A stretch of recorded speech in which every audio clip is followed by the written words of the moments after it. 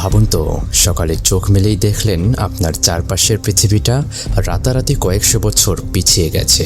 Fan ঘুরছে না, পানির কল পুরোপুরি শুকনো, আর হাতের সবচেয়ে দামি স্মার্টফোনটা একটা মূল্যহীন প্লাস্টিকের টুকরো।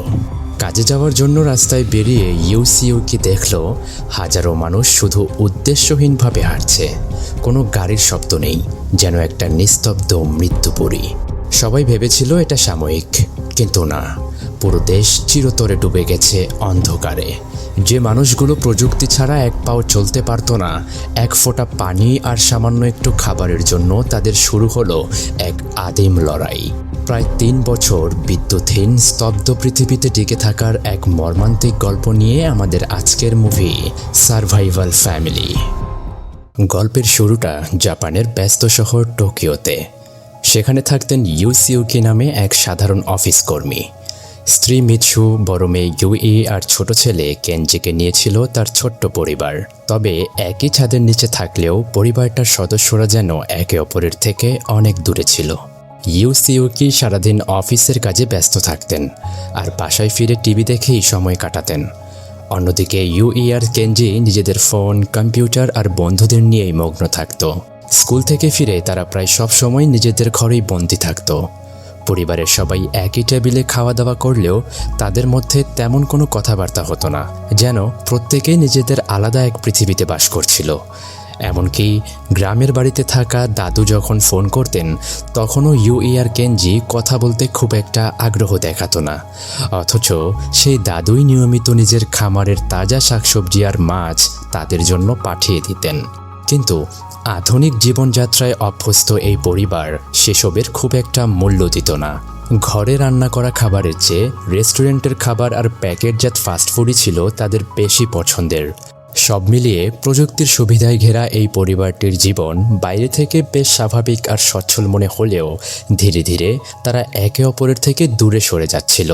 আর ঠিক তখনই তাদের জীবনে ঘটতে চলেছিল এমন এক ঘটনা যা শুধু তাদের পরিবারকেই নয়, পুরো দেশের মানুষের জীবনকে উলটপালট করে দেবে। একদিন সকালে ঘুম থেকে উঠেই পরিবারটির অদ্ভুত এক সমস্যার মুখোমুখি হলো। ঘরের লাইট, ফ্যান, টিভি, ফ্রিজ কোনো কিছুই কাজ করছে না। এমনকি ব্যাটারিতে চলা অ্যালার্ম ঘড়িটাও বন্ধ হয়ে যাওয়ায় সেদিন সবার ঘুম ভাঙে বেশ দেরিতে। প্রথমে তারা ভেবেছিল হয়তো সাময়িক কোনো সমস্যা, কিন্তু কিছুক্ষণ পর বুঝতে পারল ঘরের প্রতিটি ইলেকট্রনিক ডিভাইসই সম্পূর্ণ অচল হয়ে পড়েছে। ফলে রান্নাবান্না থেকে শুরু করে দৈনন্দিন সব কাজ হঠাৎ করেই কঠিন হয়ে যায়। কী ঘটছে তা বুঝতে না পেরে ইউসিউকি বিষয়টা নিয়ে অভিযোগ জানাতেই ইলেকট্রিক অফিসে ফোন করতে চায়, কিন্তু ফোন হাতে নিয়ে সে আরেকটা ধাক্কা খায়। কারণ ল্যান্ডফোন তো দূরের কথা, মোবাইল ফোন আর কম্পিউটার সব অচল হয়ে গেছে। তখনই তাদের কাছে পরিষ্কার হয়ে যায় যে সমস্যাটা শুধু বিদ্যুতের না, ঘরের প্রতিটা ইলেকট্রনিক ডিভাইসই রহস্যজনকভাবে বন্ধ হয়ে গেছে। এসব ঝামেলায় সেদিন অফিস আর স্কুলে যেতে সবারই অনেক দেরি হয়ে যায়। তাই তাড়াহুড়ো করে তৈরি হয়ে তারা বাসা থেকে বেরিয়ে পড়ে। কিন্তু বাইরে এসে বাধে আরেক বিপত্তি। বিল্ডিংয়ের লিফটটা বন্ধ, ফলে বাধ্য হয়েই সিঁড়ি দিয়েই নিচে নামতে হয় তাদের। আর নিচে নামতেই ধীরে ধীরে আসল পরিস্থিতিটা সামনে আসতে শুরু করে। দেখা যায় সমস্যাটা শুধু তাদের পরিবারের নয়, পুরো শহর যেন একই বিপর্যয়ের মধ্যে পড়েছে। কোথাও বিদ্যুৎ নেই, কোনো ব্যাটারি চালিত যন্ত্র কাজ করছে না। কী ঘটছে, কেন ঘটছে তার উত্তরও কারো জানা নেই। এদিকে ইউসিউকি কোনোভাবে স্টেশনে পৌঁছায়, কিন্তু সেখানে গিয়েও নতুন বিপত্তি অপেক্ষা করছিল। স্টেশন জুড়ে মানুষের উপচে পড়া ভিড়, কারণ বিদ্যুৎ না থাকায় শহরের সব ট্রেন অনির্দিষ্টকালের জন্য বন্ধ হয়ে গেছে। এই খবর শোনার পর ইউসিউকি সিদ্ধান্ত নেয় যেভাবেই হোক একটা ট্যাক্সি নিয়ে অফিসে পৌঁছাবে। কিন্তু রাস্তায় বেরিয়ে সে বুঝতে পারে পরিস্থিতি তার ধারণার চেয়েও ভয়াবহ। শহরের একটা গাড়িও চলছে না, কারণ সব গাড়ির ব্যাটারি রহস্যজনকভাবে কাজ করা বন্ধ করে দিয়েছে। ফলে কোনোভাবেই সেগুলো স্টার্ট দেওয়া যাচ্ছে না। উপায় না পেয়ে ইউসিউকি হেঁটেই অফিসের উদ্দেশ্যে রওনা হয়, কিন্তু সেখানে পৌঁছেও স্বস্তি মেলে না। অফিসের ইলেকট্রনিক গেটটাও বন্ধ হয়ে আছে। বিদ্যুৎ না থাকায় কেউই সেটি খুলতে পারছিল না। শেষ পর্যন্ত বাধ্য হয়ে সবাই মিলে গেট ভেঙে ভিতরে ঢোকে। কিন্তু ভেতরে ঢুকে দেখা যায় অবস্থা তাদের বাসার মতোই। লাইট, ফ্যান, এসি, কম্পিউটার কোনো কিছুই কাজ করছে না। পুরো অফিস যেন মুহূর্তের মধ্যে অচল হয়ে পড়েছে। অন্যদিকে মিৎসু অ্যাপার্টমেন্টের অন্যান্য মহিলাদের সঙ্গে পরিস্থিতি নিয়ে আলোচনা করছিল। সবাই মিলে একটা সিদ্ধান্তে পৌঁছায়, যদি এই অবস্থা আরও দীর্ঘ সময় চলে তাহলে সামনে বড় বিপদ অপেক্ষা করছে। তাই যতক্ষণ সুযোগ আছে ততক্ষণ মোমবাতি, কেরোসিন, গ্যাস আর কিছু জরুরি খাবার মজুত করে রাখা উচিত। তাই তারা প্রয়োজনীয় জিনিসপত্র কিনতে বেরিয়ে দেখে সবাই তাড়াহুড়ো করে খাবার আর পানির বোতল কিনছে। বিশেষ করে যেসব খাবার রান্না ছাড়াই খাওয়া যায় সেগুলোই সবচেয়ে বেশি বিক্রি হচ্ছে। ফলে খুব দ্রুতই খাবার আর পানির সংকট দেখা দিতে শুরু করে। কিন্তু এর মাঝেই নতুন আরেকটি সমস্যা সামনে আসে। দোকানের ক্যাশিয়ার জানিয়ে দেয় বিদ্যুৎ না থাকায় তারা কোনো ধরনের ডিজিটাল পেমেন্ট নিতে পারছে না, অর্থাৎ কার্ড, মোবাইল ব্যাংকিং বা অনলাইন পেমেন্ট কিছুই কাজ করবে না। এখন জিনিসপত্র কিনতে হলে নগদ টাকাই একমাত্র ভরসা। এই কথা শোনা মাত্রই অনেক মানুষ এটিএম বুথের দিকে ছুটে যায়, কিন্তু সেখানে গিয়েও তারা আরেকটা ধাক্কা খায়, কারণ বিদ্যুৎ না থাকায় সমস্ত এটিএম মেশিনও বন্ধ হয়ে গেছে। ফলে ব্যাংকে টাকা থাকা সত্ত্বেও কেউ নিজের টাকা তুলতে পারছিল না। এদিকে বিদ্যুৎহীনতার প্রভাব পড়ে কেনজি আর ইউএর স্কুলেও। ক্লাসরুম খোলা থাকলেও কোনো পড়াশোনা হচ্ছিল না, তাই সব ছাত্রছাত্রী নিজেদের মধ্যে গল্প আর আড্ডা দিয়ে সময় কাটাতে থাকে। অন্যদিকে ইউসিইউকির অফিসের অবস্থাও ছিল একই রকম। বিদ্যুৎ ছাড়া কোনো কাজই সম্ভব হচ্ছিল না। তাই কিছুক্ষণ অপেক্ষা করার পর কর্তৃপক্ষ সবাইকে বাড়ি ফিরে যেতে বলে। কিন্তু বাড়ি ফেরাটাও সহজ ছিল না, কারণ শহরের কোনো গাড়ি আর চলছিল না। ফলে অফিসের কর্মচারীদের মতো ইউসিইউকিকেও বাধ্য হয়ে হেঁটেই বাড়ির পথে রওনা হতে হয়। এভাবে কিছু দূর হেঁটে যাওয়ার পর ইউসিইউকি বুঝতে পারে এই পরিস্থিতিতে প্রতিদিন এতটা পথ পাড়ি দিয়ে হেঁটে যাতায়াত করা সম্ভব নয়। তাই সে একটি সাইকেলের দোকানে যায়, কারণ পুরো শহরে তখন একমাত্র সাইকেলই ছিল চলাচলের ভরসা। কিন্তু দোকানে গিয়ে দেখা যায় শুধু তারই নয়, শত শত মানুষের মাথায় একই চিন্তা এসেছে। ফলে সাইকেলের চাহিদা হঠাৎ করেই আকাশ ছোঁয়া হয়ে যায়। সুযোগ বুঝে দোকানিরাও দাম কয়েক গুণ বাড়িয়ে দেয়। তবুও উপায় না থাকায় ইউসিইউকি বাড়তি দাম দিয়ে একটি সাইকেল কিনে নেয়। এরপর দীর্ঘ একদিনের শেষে যখন সে বাড়ি ফিরে আসে তখন দেখতে পায় পুরো বিল্ডিং অন্ধকারে ডুবে আছে। কোথাও কোনো আলো নেই, যেন এক রাতের মধ্যেই পরিচিত শহরটা সম্পূর্ণ বদলে গেছে। সেদিন রাতে তারা মোমবাতি জ্বালিয়ে কোনো রকমে রাতের খাবার খায়। তাদের ধারণা ছিল হয়তো পরদিন সকালে সবকিছু ঠিক হয়ে যাবে। কিন্তু 3 দিন কেটে গেলেও পরিস্থিতির কোনো পরিবর্তন হয় না। এরই মধ্যে বিল্ডিংয়ের পানিও শেষ হয়ে যায়। ফলে বাসন ধোয়া, কাপড় কাচা, হাত মুখ ধোয়া, এমনকি বাথরুম ব্যবহার করতেও সবাইকে ভোগান্তিতে পড়তে হয়। 3 দিন পর ইউসিইউকি অফিসে গেলে তার বস সবাইকে জানিয়ে দেয় আজকের পর থেকে অফিস অনির্দিষ্টকালের জন্য বন্ধ থাকবে, কারণ বিদ্যুৎ আর ইলেকট্রনিক ডিভাইস ছাড়া কোনো কাজই করা সম্ভব হচ্ছে না। বস জানিয়ে দেয় পরিস্থিতি স্বাভাবিক হয়ে বিদ্যুৎ ফিরে এলে তবেই অফিস আবার চালু হবে। এই কথা শুনে ইউসিইউকি চিন্তিত হয়ে জিজ্ঞেস করে তাহলে আমরা টাকা উপার্জন করব কিভাবে, সংসারই বা চলবে কিভাবে? জবাবে তার বস বলে এই মুহূর্তে টাকা রোজগারের কথা না ভেবে পরিবারকে নিয়ে বেঁচে থাকার কথা ভাবো। শহরের অবস্থা দিন দিন খারাপ হচ্ছে, খাবার, পানি সবকিছুরই সংকট দেখা দিয়েছে। এভাবে চলতে থাকলে খুব শীঘ্রই মানুষ না খেয়ে মরতে শুরু করবে। বস আরও বলে আমি আজই পরিবারকে নিয়ে গ্রামে চলে যাচ্ছি। আমার মনে হয় তোমারও একই কাজ করা উচিত। কিছুদিনের মধ্যেই তার কথাগুলো সত্যি প্রমাণিত হয়। শহরের পানির ট্যাঙ্ক আর রিজার্ভারগুলো পুরোপুরি খালি হয়ে যায়। দোকানপাট আর গ্রোসারি স্টোরের খাবারও প্রায় শেষ হয়ে আসে।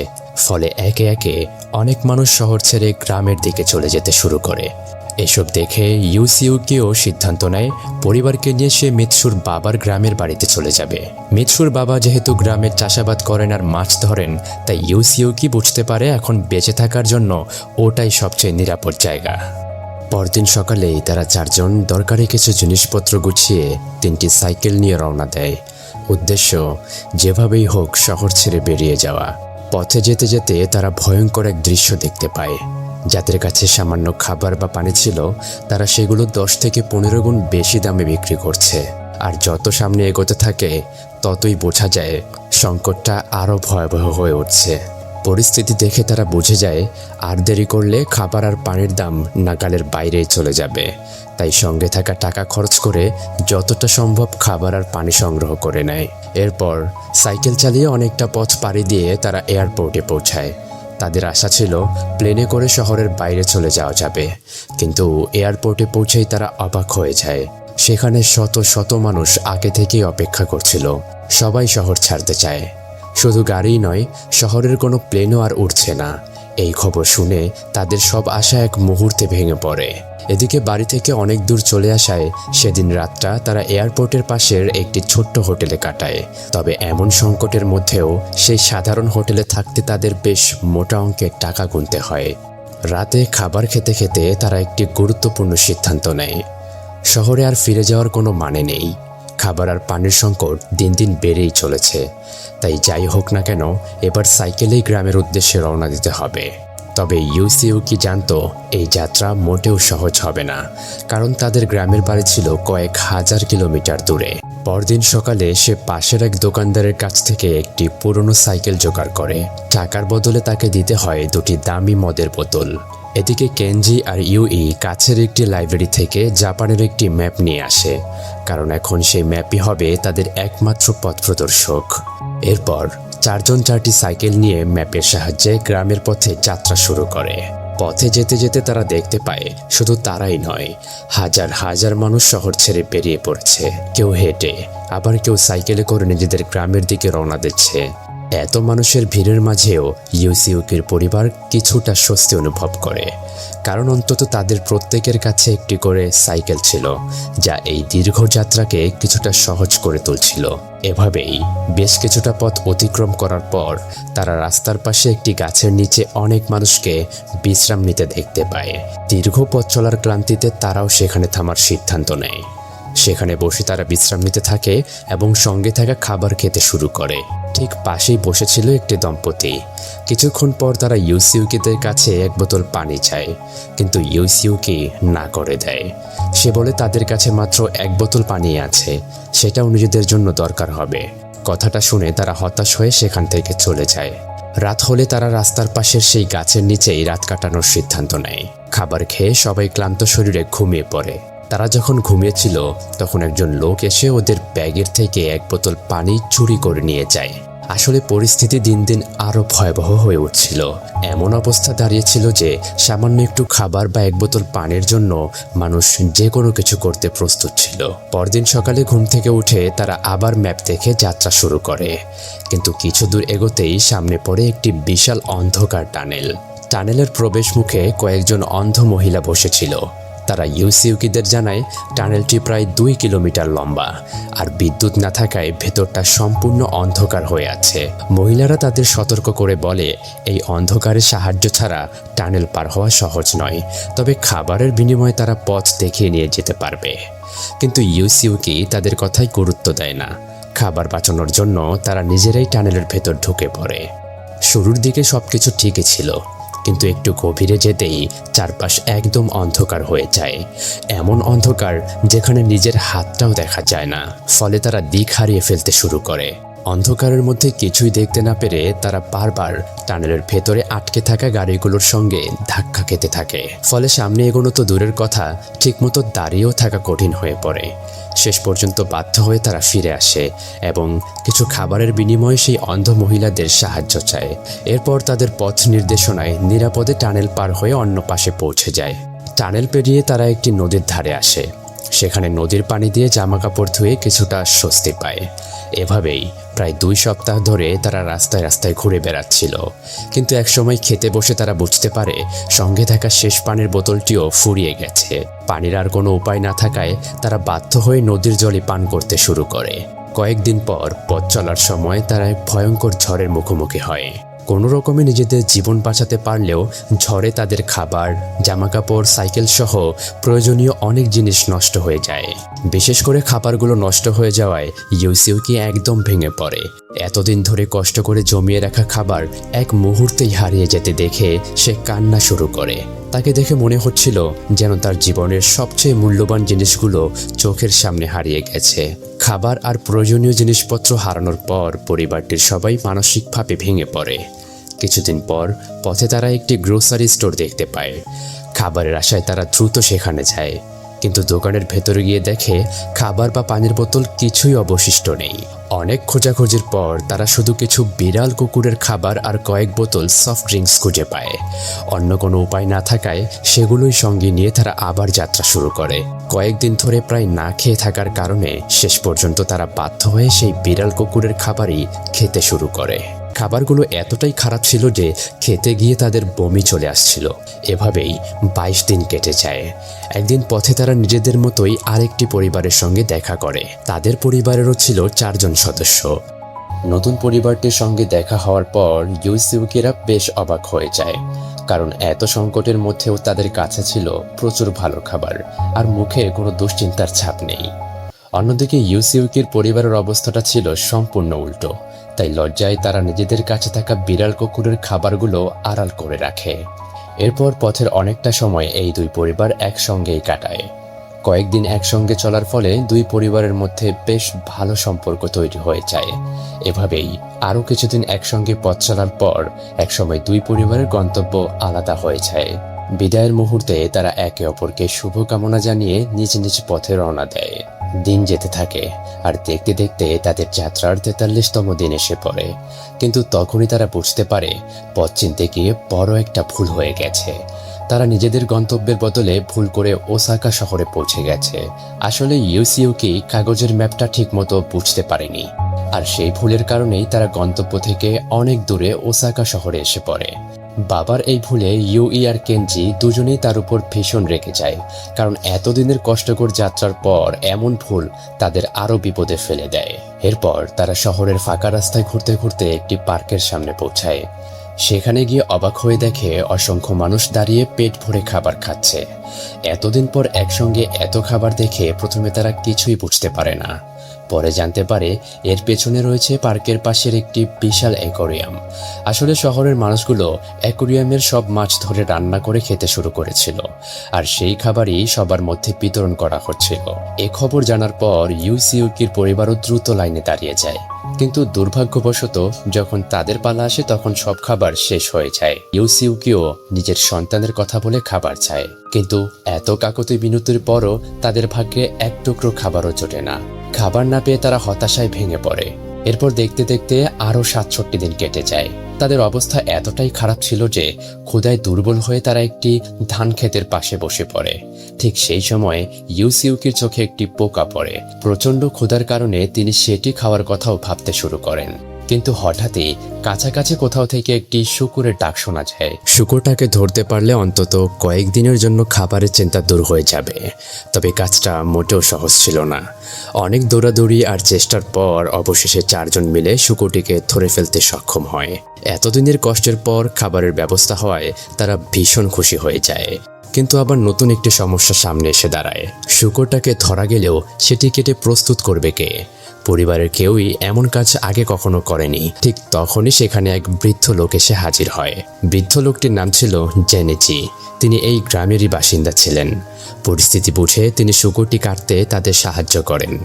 এরপর শূকরটি সহ ইউসিউকির পুরো পরিবারকে নিজের বাড়িতে নিয়ে যান। বাড়িতে পৌঁছেই তারা একটি চাপকল দেখতে পায়। এতদিনের কষ্টের পর সবাই ছুটে গিয়ে সেখান থেকে পেট ভরে পানি পান করতে শুরু করে। কিছুক্ষণ পর জেনেছি তাদের একটি চমকপ্রদ কথা জানান। তিনি বলেন তারা যে শূকরটি ধরেছে সেটি আসলে তারই পোষা শূকর। বিদ্যুৎ চলে যাওয়ার পর তার খামারের অটোমেটিক গেট কাজ করা বন্ধ করে দেয়, আর সেই সুযোগে খামারের সব শূকর বাইরে বেরিয়ে পালিয়ে যায়। জেনেছি তাদের একটি প্রস্তাব দেয়। তিনি বলেন যদি তারা পালিয়ে যাওয়া বাকি শূকরগুলো খুঁজে ধরতে সাহায্য করে তাহলে তাদের আর খাবারের চিন্তা করতে হবে না। এতদিনের অনাহারের পর এমন প্রস্তাব ফিরিয়ে দেওয়ার কোনো কারণ ছিল না, তাই তারা সঙ্গে সঙ্গেই রাজি হয়ে যায়। বদলে জেনেছি তাদের পেট ভরে খাবার খেতে দেন। বহুদিন পর একসঙ্গে এত খাবার খেয়ে তাদের চোখে আনন্দের অশ্রু চলে আসে। এরপর তারা সবাই মিলে শূকরটির মাংস সংরক্ষণের উপযোগী করে প্রস্তুত করে, আর পরবর্তী 2 দিন জেনেচির বাড়ির বিভিন্ন কাজে সাহায্য করতে থাকে। তাদের পরিশ্রম আর ব্যবহার দেখে একদিন জেনেচি বলে চাইলে তারা স্থায়ীভাবেই তার সঙ্গে এখানে থেকে যেতে পারে। জেনেচি তাদের বোঝায় যে এখানে থাকলে অন্তত খাবার আর আশ্রয়ের কোনো সমস্যা হবে না। তারপর তিনি জানান এই বড় বাড়িতে তিনি একাই থাকেন, তার ছেলে ও নাতি নাতনিরা আমেরিকায় থাকে, আর দেশের এই অবস্থার কারণে তারা তার কাছে ফিরতে পারছে না। সবকিছু শোনার পর মিৎসু শান্তভাবে বলে তার বাবাও গ্রামের বাড়িতে একা আছেন, তাই যত কষ্টই হোক তাদের শেষ পর্যন্ত তার কাছেই পৌঁছাতে হবে। তবে সে জেনেচিকে কথা দেয় সুযোগ পেলে তারা একদিন অবশ্যই আবার তার সঙ্গে দেখা করতে আসবে। বিদায়ের সময় জেনেচি তাদের খালি হাতে যেতে দেন না। তিনি শূকরের মাংস সহ বেশ কিছু খাবার গুছিয়ে দেন, যাতে সামনের পথটা তাদের জন্য একটু সহজ হয়। সবশেষে জেনেচিকে বিদায় জানিয়ে তারা আবার নিজেদের যাত্রা শুরু করে। টানা 3 দিন পথ চলার পর তারা একটি নদীর সামনে এসে পৌঁছায়, কিন্তু সামনে বড় একটি সমস্যা অপেক্ষা করছিল। নদী পার হওয়ার জন্য আশপাশে কোনো সেতুই ছিল না, তাই বাধ্য হয়ে তারা নদীর ধারে পড়ে থাকা শুকনো কাঠ জোগাড় করে একটি অস্থায়ী ভেলা তৈরি করে। প্রথমে খাবার, ব্যাগ আর প্রয়োজনীয় জিনিসপত্র ভেলায় তুলে তারা সেগুলো নিরাপদে নদীর ওপারে পৌঁছে দেয়। এরপর মিৎসু, ইউই এবং বাকি জিনিসপত্র ওপারে রেখে ইউসিউকি ও কেনজি আবার নদীর এপারে ফিরে আসে, কারণ এখনও তাদের সাইকেলগুলো পার করানো বাকি ছিল। কিন্তু ঠিক তখনই আবহাওয়া হঠাৎ খারাপ হয়ে যায়। প্রচণ্ড বৃষ্টি শুরু হয় আর নদীর পানিও দ্রুত বেড়ে যেতে থাকে। তবুও তারা সাইকেলগুলো ভেলায় তুলে নদী পার করার চেষ্টা করে, কিন্তু অতিরিক্ত ওজনের কারণে মাঝ নদীতে গিয়েই ভেলাটি ভেঙে যায়। মুহূর্তের মধ্যেই সাইকেল আর জিনিসপত্র পানিতে ছিটকে পড়ে, আর বিশৃঙ্খলার মধ্যেই একটি সাইকেলের নিচে চাপা পড়ে ইউসিউকি নদীর স্রোতে তলিয়ে যায়। অন্যদিকে কেনজি কোনো রকমে সাঁতার কেটে নদীর ওপারে পৌঁছে নিজের জীবন বাঁচাতে সক্ষম হয়, কিন্তু ইউসিউকিকে নদীর স্রোতে তলিয়ে যেতে দেখে তারা সবাই আতঙ্কে চিৎকার করতে থাকে। এরপর আশপাশের পুরো এলাকায় খোঁজ চালিয়েও তার কোনো খোঁজ পাওয়া যায় না। শেষ পর্যন্ত তারা ধরে নেয় ইউসিউকি আর বেঁচে নেই। এই ঘটনায় পুরো পরিবারটাই ভেঙে পড়ে, কিন্তু যতই কষ্ট হোক তাদের সামনে এগিয়ে যাওয়া ছাড়া আর কোনো উপায় ছিল না, কারণ গন্তব্যে পৌঁছানো এখনও বাকি। তাই বুক ভরা কষ্ট নিয়ে মিৎসু, ইউই আর কেনজি আবার পথ চলা শুরু করে। এরপর তারা রেললাইন ধরে সামনে এগোতে থাকে। সঙ্গে থাকা শূকরের মাংসই তখন তাদের একমাত্র ভরসা, কিন্তু সেই খাবারই নতুন বিপদ ডেকে আনে। মাংসের গন্ধ পেয়ে দূর থেকে কয়েকটি জঙ্গলি কুকুর তাদের দিকে ছুটে আসে। কুকুরগুলো সরাসরি মিৎসুর হাতে থাকা খাবারের ব্যাগের উপর ঝাঁপিয়ে পড়ে। ব্যাগ বাঁচানোর চেষ্টা করতে গিয়েই হঠাৎ পা পিছলে রেললাইনের পাশের গভীর খাদের মধ্যে পড়ে যায়। পড়ে যাওয়ার ফলে তার পায়ের হাড় মারাত্মকভাবে ভেঙে যায়। যন্ত্রণায় সে ছটফট করতে থাকে, আর সেই দৃশ্য দেখে ইউই ও কেনজি আতঙ্কে দিশেহারা হয়ে পড়ে।